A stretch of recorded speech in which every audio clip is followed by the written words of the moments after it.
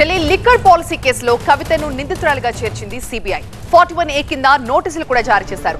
26న Delhi CBI ఆఫీసులో ఆమె విచారణకు రావాలని నోటీసులో పేర్కొన్నారు. గతేడాది ఇదే కేసులో 160 సిఆర్పిసి కింద కవిత స్టేట్మెంట్ ని రికార్డ్ కూడా చేసింది సిబిఐ.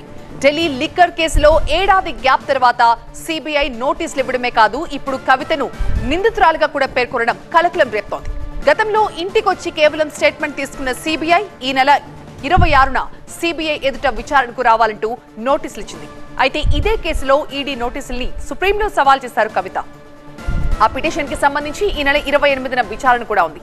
ఈ గ్యాప్ లో వచ్చిన సిబిఐ నోటీసులకు కవిత స్పందిస్తారా లేక విచారణకు వెళ్తారా అన్నది ఇంకా ఉత్కంఠగా మారింది.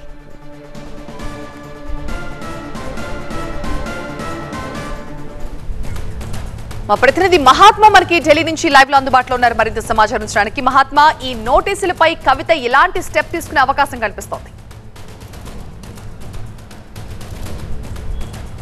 ఇప్పుడు ఇచ్చిన నోటీసులు సిఆర్పిసి సెక్షన్ 41A ప్రకారం కాబట్టి ఈ సెక్షన్ ప్రకారం ఏ కేసులోనైనా సరే నిందితులుగా చేర్చిన తర్వాత అరెస్టు చేయని పక్షంలో వారిని విచారణకు పిలిపించాలి అనుకున్నప్పుడు ఈ సెక్షన్ ప్రకారం నోటీసులు ఇస్తూ ఉంటారు.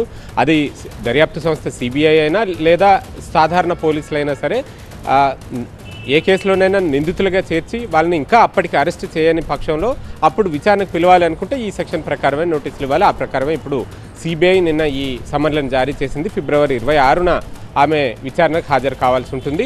ఒకవేళ ఈ సమన్లను బేఖాతరు చేస్తే, ఈ నోటీసులను పట్టించుకోకపోతే గనక అప్పుడు ఆ దర్యాప్తు సంస్థకు అరెస్ట్ చేసే అధికారం కూడా ఉంటుంది. వెనువెంటనే వచ్చి అరెస్ట్ చేసే ఛాన్సెస్ కూడా ఉంటాయి.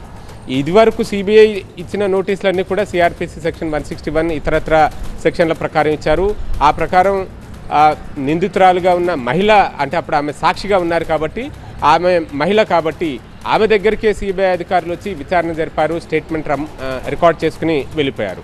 తర్వాత ఇదే కేసును దర్యాప్తు చేస్తున్న ఎన్ఫోర్స్మెంట్ డైరెక్టరేట్ మాత్రం ఈడీ కార్యాలయానికి పిలిపించి విచారణ జరిపించడం, పలుమార్లు ప్రశ్నించడం, ఆ సందర్భంగా కవిత ఈడీ విచారణ తీరుతెన్నుల్ని సవాల్ చేస్తూ ఈడీ సిఆర్పిసి నిబంధనలను పాటించడం లేదు, ఒక మహిళను విచారణ జరిపే పక్షంలో అనుసరించాల్సిన విధానాల్ని ఈడీ ఫాలో అవ్వడం లేదు అంటే ఆమె సుప్రీంకోర్టులో సవాల్ చేశారు. అది సెపరేట్గా ఒక కేసు సుప్రీంకోర్టులో ఇంకా కొనసాగుతూనే ఉంది. దాన్ని పక్కన పెడితే ఈ కేసు మొట్టమొదట నమోదు చేసింది సిబిఐఏ. ఢిల్లీ మద్యం కుంభకోణం కేసులో సిబిఐ ఇప్పటికే పలువురు నిందితుల్ని అరెస్ట్ కూడా చేసింది. అందులో కొంతమంది అప్రూవర్లుగాను మారారు. దినేష్ అరోరా నుంచి మొదలు పెడితే రీసెంట్గా శరత్ చంద్ర కావచ్చు, వీరంతా కూడా అప్రూవర్లుగా మారిన విషయం మనకు తెలిసిందే. ఇప్పుడు ఈ కవితకి ఆమెను నిందితురాలుగా చేర్చి ఆ తర్వాత ఇప్పుడు నోటీసులు ఇవ్వడం వెనుక కూడా చాలామంది స్టేట్మెంట్స్ ఇందులో కీలకంగా మారాయని చెప్పవచ్చు. కవిత దగ్గర వ్యక్తిగత సహాయకుడిగా పనిచేసిన కౌశిక్ వాంగ్మూలం కూడా ఇందులో ఒక కీలకమైన ఆధారంగా మారింది. ఇంకా చాలామంది స్టేట్మెంట్స్, అందరి స్టేట్మెంట్స్లోనూ కవిత పాత్ర, పేరు గురించి వారంతా కూడా ప్రస్తావించారు. కాబట్టే ఆమెను నిందితుల జాబితాలో చేర్చి ఇప్పుడు సెక్షన్ 41A ప్రకారం నోటీసులు జారీ చేశారు.